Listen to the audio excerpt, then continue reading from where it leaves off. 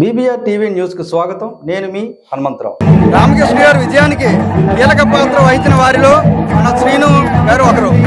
ఆయన అభిప్రాయం కూడా మనం ఈరోజు తెలుసుకుందాం. నమస్తే అండి. ఇదే పవన్ కళ్యాణ్ గారిని అసెంబ్లీలో అడుగు పెట్టను అన్నారు.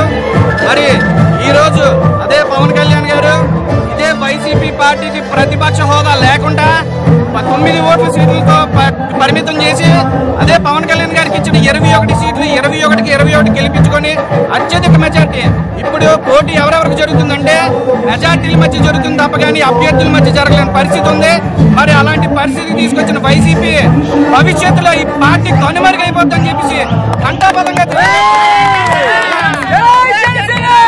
ఇలాంటి నీచుడు జగన్మోహన్ రెడ్డి పరిపాలన చూసి ప్రజలు ఎంత వ్యతిరేకించారో ఇప్పుడు ప్రతి ఒక్కరికి అర్థమవుతుంది. మరి రాబోయే రోజుల్లో మరి శ్రీకృష్ణార్జునులాగా మనం రాష్ట్రాన్ని చంద్రబాబు నాయుడు గారు పవన్ కళ్యాణ్ గారు మరి సుందరంగా పరిపాలిస్తారని చెప్పేసి నేను జనసేన పార్టీ తరఫున అనకాపల్లి కొంతల రామకృష్ణ గారి విజయంలో మరి మీ అందరం కీలక పాత్ర పోషించినందుకు చాలా ఆనందం వ్యక్తం చేస్తున్నాం.